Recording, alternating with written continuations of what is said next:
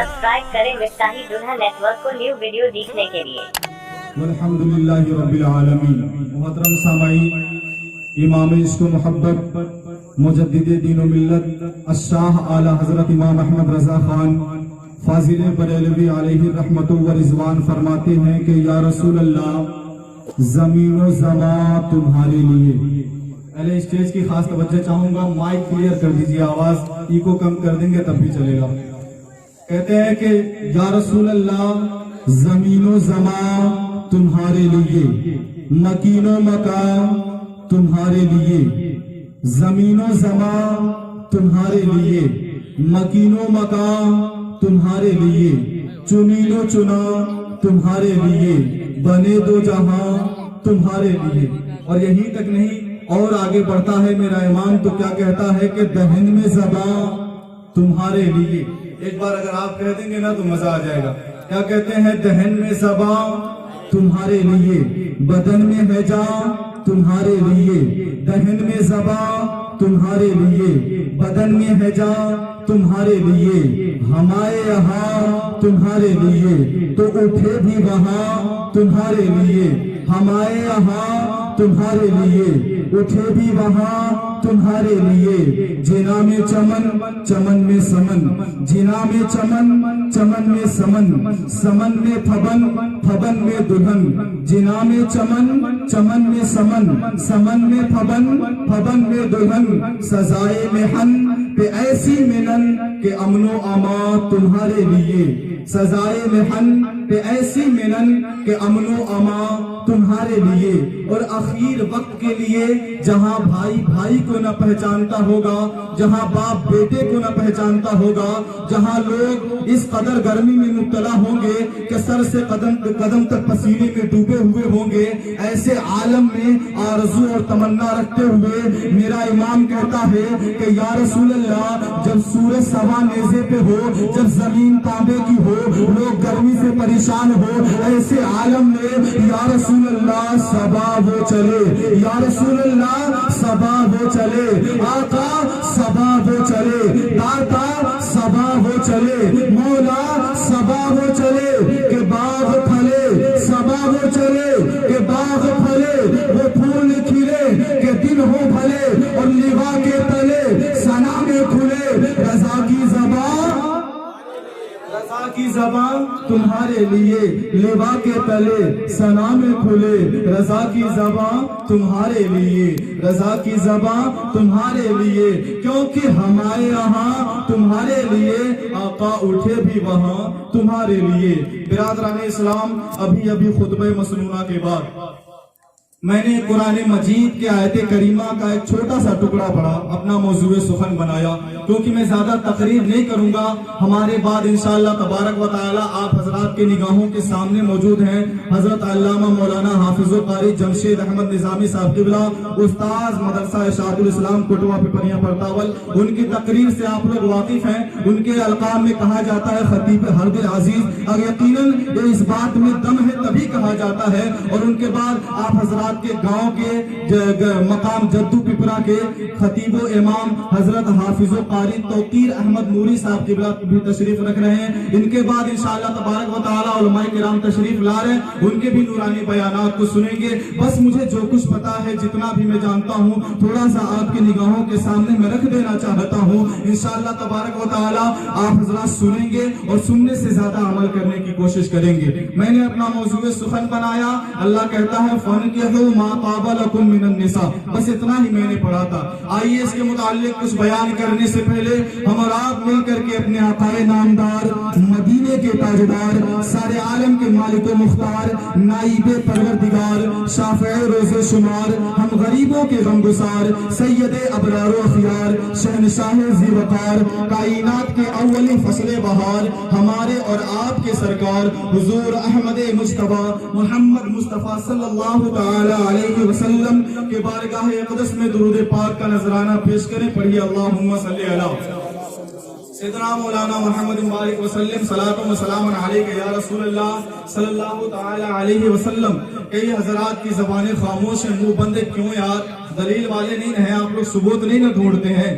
ہے نا ثبوت والے نہیں ہیں, ہمیں ثبوت چاہیے تو ہم پڑھیں گے درود پاک. ارے الحمدللہ ہم سنی صحیح العقیدہ مسلمان ہیں اور ہم ایسے گھرانے میں پیدا ہوئے ہیں جو ایمان والے ہیں اور ایمان والے رہیں گے. تو ہمارا طریقہ تو یہ ہے کہ ہمیں ثبوتوں کی ضرورت نہیں پڑتی ہے, ہمیں دلائل کی حاجت نہیں ہوتی ہے. ہمارے سامنے ثبوت اور دلائل کا انبار رکھنے کی ضرورت نہیں ہے, بلکہ ہمارا عقیدہ تو یہ ہے کہ جب اللہ نے کلام مجید میں کہہ دیا کہ ان اللہ و ملائکتہ یصلون علی النبی, فرشتے ہی نہیں, اللہ کے بندے ہی نہیں, بلکہ خدا بھی نبی پر درود پڑھتا ہے اور کہتا ہے کہ اے لوگوں میں بھی نبی پر درود پڑھتا ہوں, میرے فرشتے بھی نبی پر درود پڑھتے ہیں. اب تم میں سے جو ایمان والا ہے وہ بھی نبی پہ خوب خوب درود و سلام پڑھے, ہے نا. تو ہمارا طریقہ تو یہ ہونا چاہیے کہ ہر محفل میں, ہر نشست میں, ہر مجلس میں, ہر جلسے میں ہمیں یہ اعلان کرنا چاہیے,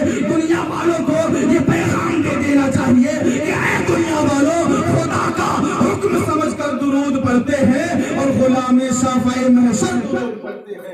نہ پڑھ سکا یہ ابو جہل کا مقدر تھا. واقعہ آپ نے سنا, بڑا مشہور واقعہ ہے. نبی کی بارگاہ میں آیا, کہنے لگا اگر آپ واقعی نبی ہو, آپ کو اللہ نے بھیجا ہے تو ذرا بتانا کہ میری مٹھی میں کیا ہے. آقا نے کہا میں بتاؤں تیری مٹھی میں کیا ہے, یا تیری مٹھی میں جو ہے وہ بتائے کہ محمد کیا ہے.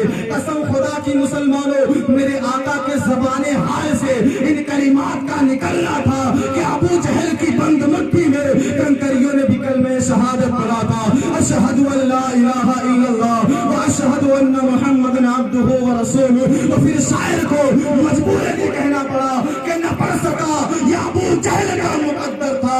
ارے اسی کے ہاتھ میں کنکر درود پڑھتے ہیں, اسی کے ہاتھ میں کنکر درود پڑھتے ہیں. اور ایک تحقیق کے بعد یہ بات پتا چلی کہ بتا اے شہد کی مکھی, بتا اے شہد کی مکھی, شہد ہے کون, بتا اے شہد کی مکھی, شہد ہے تو میٹھا.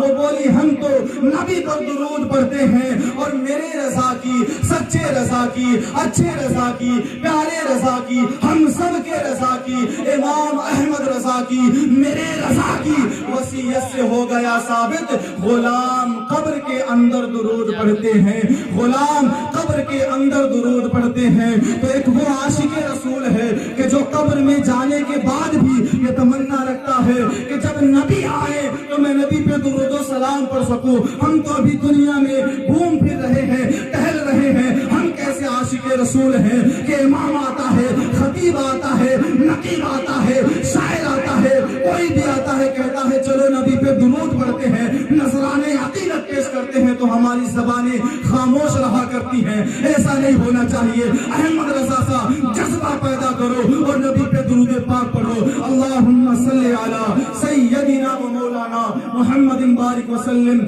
صلاۃ و سلام علیک یا رسول اللہ صلی اللہ تعالی علیہ وسلم.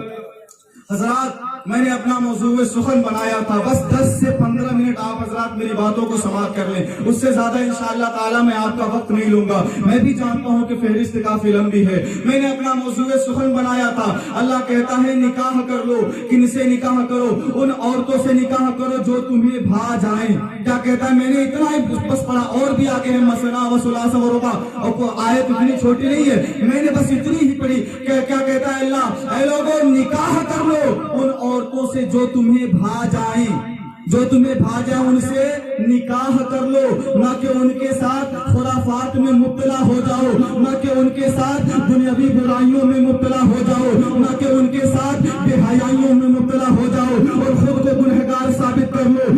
نہیں مسلمانوں, بلکہ جو تمہیں اچھی لگ جائیں, جو تمہیں بھا جائیں ان سے نکاح کر لیا کرو. لیکن ہمارا کیا طریقہ ہوتا ہے, ہم کیا کرتے ہیں کہ ہم پر نکاح فرض کی تو بات چھوڑو, سنت اور مستحب واجب کی تو بات چھوڑو, فرض عین ہوا رہتا ہے. اور ہم کیا کہتے ہیں, لوگوں کے سامنے کہا کرتے ہیں ابھی ہم کامیاب نہیں ہوئے ہیں, ابھی تو کامیابی کے سیڑھیوں پہ چلنا شروع کیے ہیں, ابھی ہم اپنے پیروں پر کھڑے ہو جائیں گے تو ہم نکاح کر لیں گے. لیکن اس بات کے پیچھے ہمارے دل میں کتنے جذبات قید ہوا کرتے ہیں اور اسی وجہ سے ہم گناہوں میں بھی مبتلا ہو جایا کرتے ہیں. لیکن لوگوں کے سامنے, اپنے والدین کے سامنے شرم و حیا کے مارے اپنی بات کو رکھنے میں شرماتے ہیں. بلکہ نہیں مسلمانوں, ایسا نہیں ہونا چاہیے.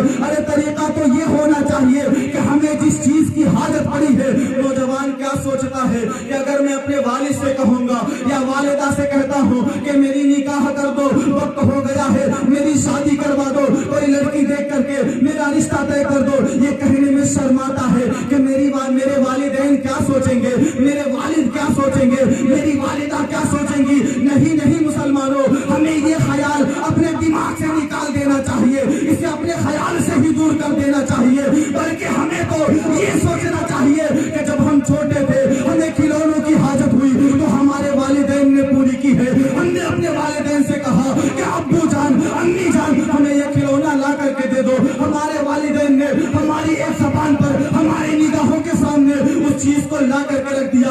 اور بڑے ہوئے ہمیں سائیکل کی ضرورت ہوئی, ہم نے اپنے والدین سے کہا کہ ہمیں سائیکل دلوا دو, ہمیں بھی سائیکل چلانا ہے. ہمارے والدین نے ہماری حاجت کو پوری کر دی. اور بڑے ہوئے ہمیں اینڈرائڈ فون کی ضرورت ہوئی, ہم نے اپنے والدین سے کہا, انہوں نے اینڈرائڈ فون لا کر کے ہمیں دے دیا. ہمیں بائک کی ضرورت ہوئی, اور بھی چیزوں کی ضرورت ہوئی. جب دنیاوی چیزوں کی, ان معمولی سی چیزوں کی ضرورت پڑی, ہم نے اپنے والدین سے کہا, والدین نے ہمارے نگاہوں کے سامنے حاضر کر دیا. تو زندگی کی جو سب سے بڑی ضرورت ہے, اس ضرورت کو ہمارے والدین کیوں نہیں پوری کریں گے, اس ضرورت کو ہمارے والدین آخر کیوں نہیں پوری کریں گے.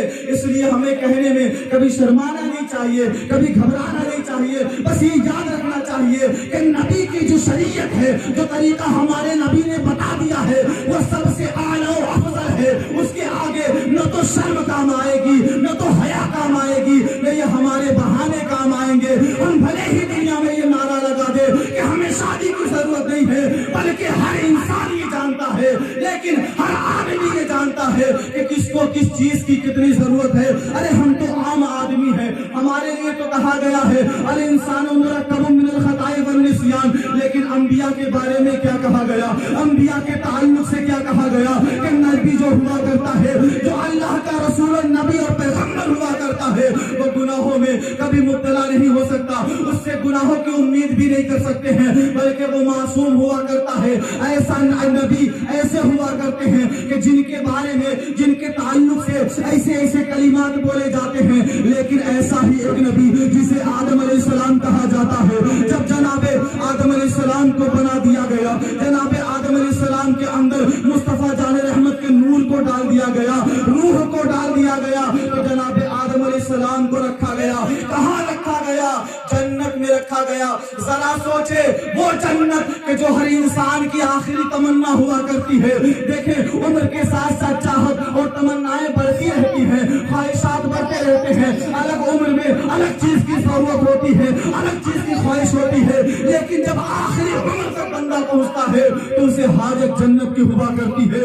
وہ جنت کی تمنا اپنے دل میں لے کر کے اس دنیا سے جاتا ہے. اب ذرا سوچے, ایسی جنت جو تمام اولاد آدم کی آخری چاہت اور خواہش ہوا کرتی ہے, وہ جنت جہاں پر شہد اور دودھ کی دریائیں بہتی ہیں, ندیاں بہتی ہیں, وہ جنت جہاں پہ کوئی بھی خواہش ادھوری نہیں رہتی ہے. ایسی جنت میں جناب آدم علیہ السلام کو رکھا گیا. ایسی جنت جہاں پہ کوئی بھی خواہش ادھوری نہیں رہتی, اس جنت میں جناب آدم علیہ السلام کو رکھا گیا. لیکن آدم علیہ السلام مایوس رہا کرتے تھے, اداس رہا کرتے تھے.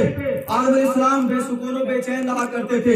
اب جس نگاہ قدرت سے ہمارے دلوں کے حال چھپ ہی نہیں سکتے, وہ خدا جو کہ یہ جانتا ہے کہ ہم محفل میں کیا بول رہے ہیں, مولانا مائک پہ کیا بول رہا ہے اور گھر میں کیا بولتا ہے, وہ خدا جو جانتا ہے کہ ہمارے دلوں میں کیا چلتا ہے, ہماری زبان سے کیا نکلتا ہے, اس خدا کی نگاہ سے جناب آدم علیہ السلام کی بے چینی اور بے سکونی کی وجہ بھلا کیسے چھپ سکتی تھی. اللہ نے کہا, اے آدم میں جانتا ہوں تو بے قرار کیوں ہے, تو بے چین کیوں ہے. اور اللہ تبارک و تعالیٰ نے جناب آدم علیہ السلام کے ذریعے اما حوا کو پیدا کیا, اور اما حوا کو پیدا کرنے کے بعد یوں ہی ان کو اپنی بے چینی دور کرنے کے لیے, ان کے قرب کو اختیار کرنے کے لیے نہیں چھوڑ دیا, بلکہ اللہ نے کہا کہ اے آدم, میں جانتا ہوں کہ تجھے کسی ساتھی کی ضرورت ہے, میں جانتا ہوں کہ تجھے کسی سنگی کی ضرورت ہے, لیکن یاد رکھنا حوا کے قریب جانے سے پہلے تجھے اس سے نکاح کرنا ہوگا.